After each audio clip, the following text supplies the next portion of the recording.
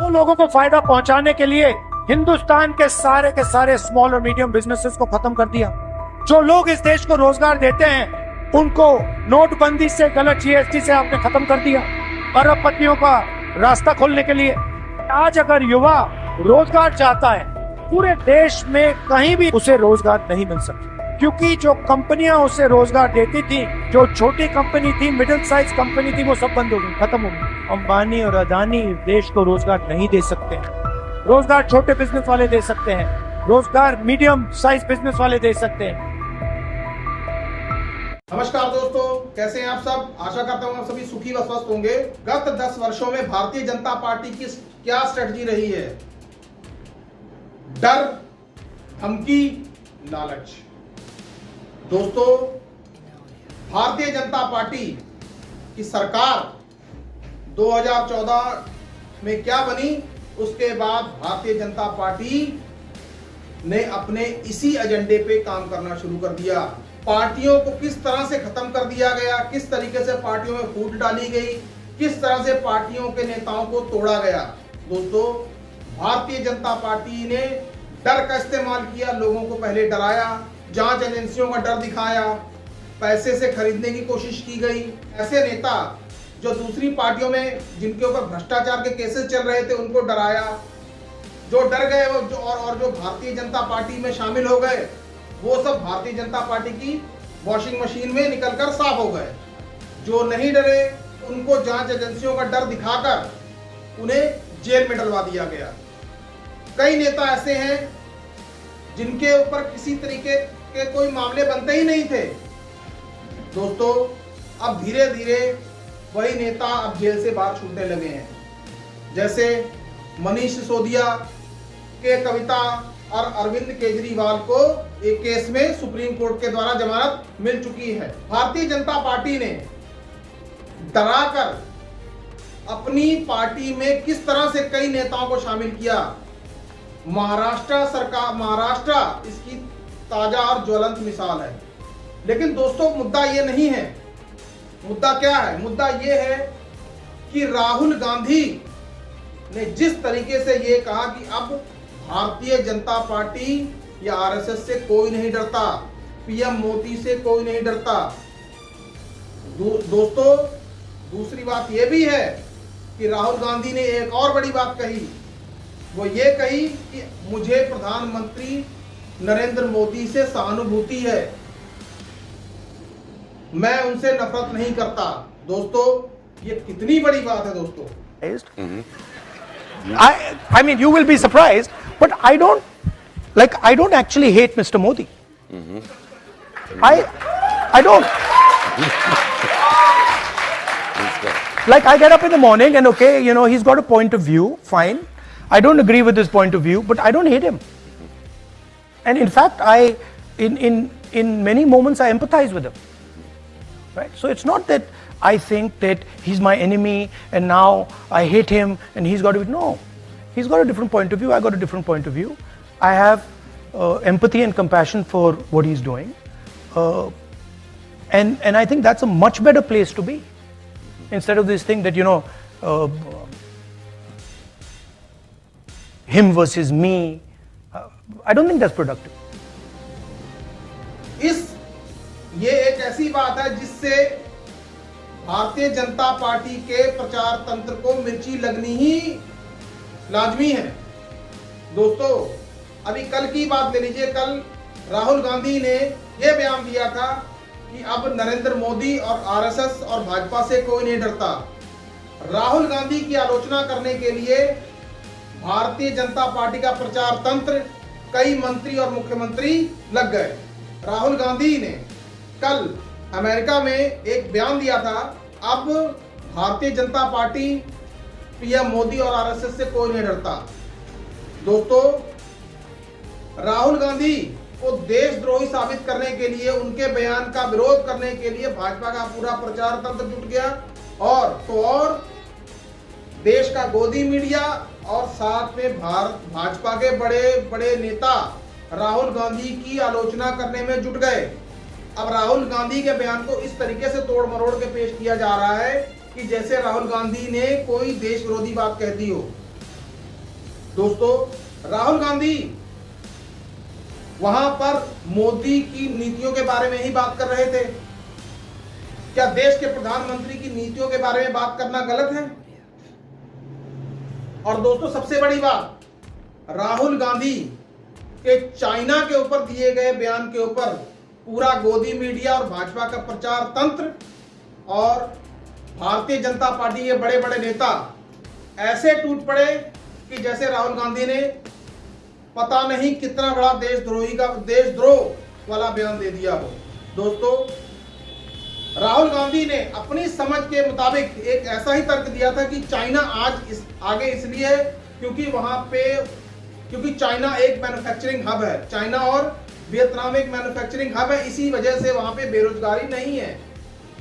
क्या दोस्तों, ये बयान कोई ऐसा बयान है जिससे राहुल गांधी का चीन प्रेम साबित होता हो? First of all, let's be clear. Not everywhere on the planet has an employment problem. Okay? The West has an employment problem. India has an employment problem. But there are many countries in the world that don't really have an employment problem. China certainly doesn't have an employment problem. Vietnam doesn't have an employment problem. So there are places on the planet that are not struggling with unemployment. There's a reason. If you look at the United States in the 1940s, 50s and 60s, they were the center of global production. Anything that was made, cars, washing machines, TVs, all made in the United States. Production moved from the United States. It went to Korea, it went to Japan, eventually it went to China. And if you look today, China is dominating global production. You go to India, you look at the phones, you look at the furniture, you look at clothes, you see on the back, made in China. दोस्तों, चीन की यात्रा तो प्रधानमंत्री मोदी ने भी पूर्व काल में की है। दोस्तों, इस पर गोदी मीडिया की तल्ख प्रक्रियाएं, तल्ख आलोचनाएं, गोदी मीडिया को एक टूल किट मिल गई और गोदी मीडिया का खेल शुरू हो गया। जरा देखिए दोस्तों, गोदी मीडिया किस तरह से राहुल गांधी के खिलाफ झूठा प्रोपेगेंडा फैलाने में जुटी हुई है। दोस्तों, और तो और भारतीय जनता पार्टी के कई बड़े नेता, हेमंत शर्मा बिस्वा, जो कि आए दिन राहुल गांधी और विपक्षी पार्टियों के खिलाफ जहर उगलते हैं। देखिए राहुल गांधी के बारे में क्या कह रहे हैं। शिवराज सिंह चौहान, उन्होंने यहां तक कह दिया कि राहुल गांधी 3 बार चुनाव हारने के बाद अपसेट हो गए हैं और इसीलिए वो इस तरीके की अनर्गल बातें कर रहे हैं। दोस्तों, गिरिराज सिंह के बारे में तो सभी जानते ही हैं कि गिरिराज सिंह अपने जहर उगलते बयानों के लिए तो वैसे मशहूर हैं। जरा देखिए उन्होंने क्या कहा, उनके एक ट्वीट पे देखिए दोस्तों। और साथ में गोदी मीडिया का फेक प्रोपेगेंडा वो तो चल ही रहा है, क्योंकि दोस्तों ये होना ही था, क्योंकि राहुल गांधी यदि कुछ चीन पे बोलेंगे तो पूरा तंत्र राहुल गांधी के पीछे पड़ जाएगा। ये सारे नेता, ये गोदी मीडिया चैनल राहुल गांधी के बयान की आलोचना क्यों कर रहे हैं? क्योंकि राहुल गांधी ने आज एक बार फिर वही बात दोहराई कि आरएसएस और भारतीय जनता पार्टी और पीएम मोदी से देश में अब कोई नहीं डरता। अब हमें इस बात को समझना होगा कि आखिरकार इस बयान के मायने क्या हैं। दोस्तों, राहुल गांधी ने आगे क्या कहा वो भी सुनने लायक है। दोस्तों, राहुल गांधी ने यह भी कहा कि जब 2024 के लोकसभा चुनाव घोषित हुए थे तब उनके बैंक खाते सीज कर दिए गए थे, उनके पास चुनाव लड़ने तक के पैसे नहीं थे।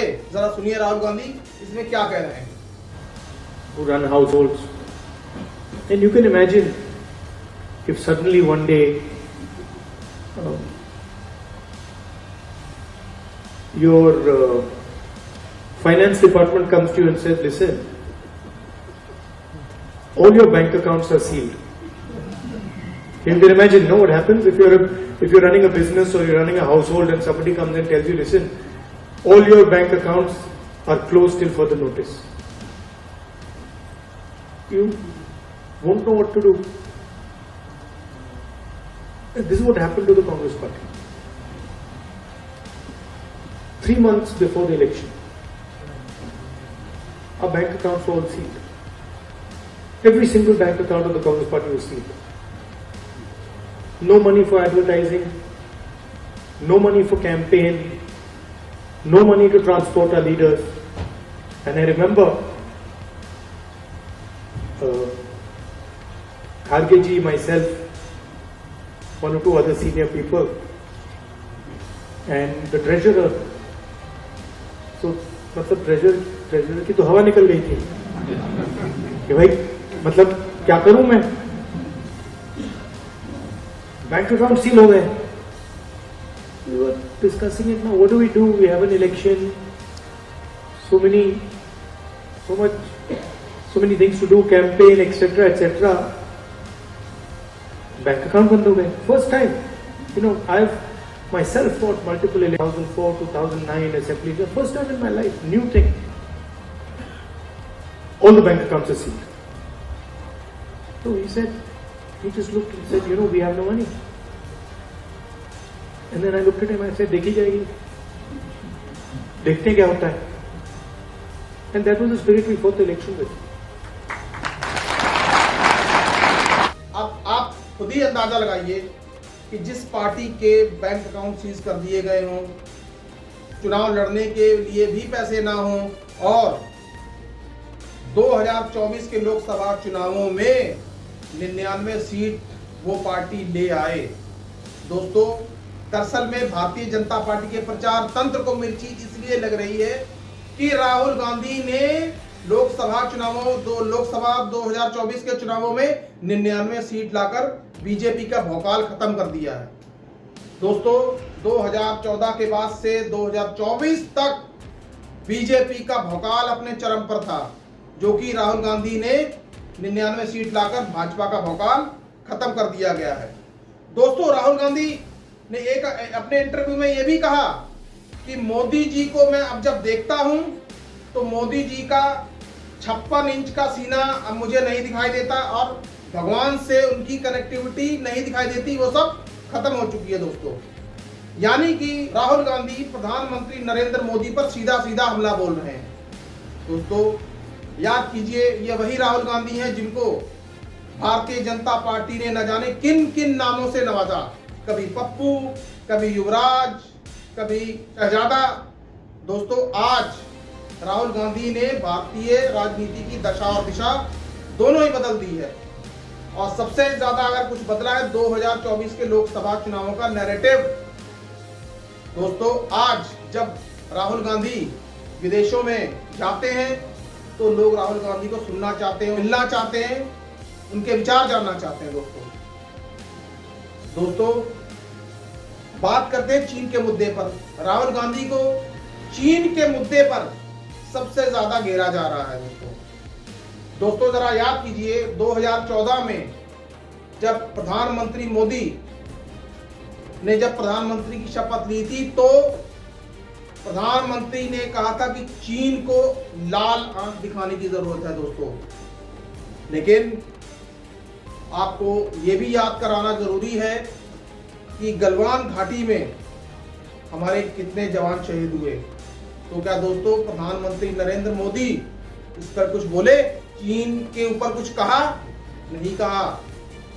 दोस्तों, तब अंधभक्तों की भक्ति कहां चली जाती है?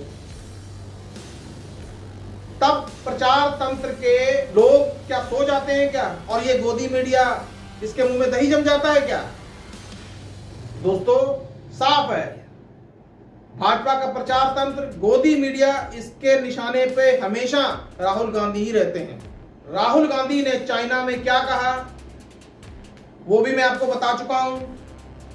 और राहुल गांधी ने ऐसी कोई बात जो देश विरोधी हो वो नहीं कही.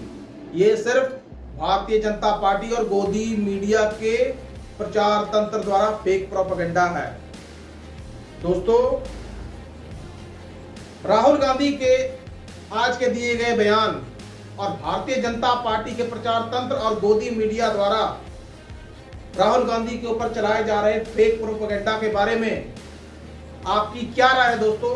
कृपया कमेंट बॉक्स में मुझे कमेंट करके जरूर बताएं। और दोस्तों, आपसे विनम्र निवेदन है कि हमारे वीडियोस को लाइक व शेयर जरूर कीजिए।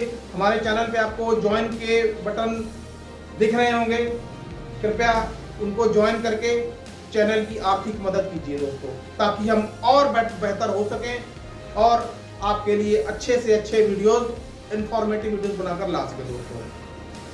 तब तक जय हिंद, जय भारत।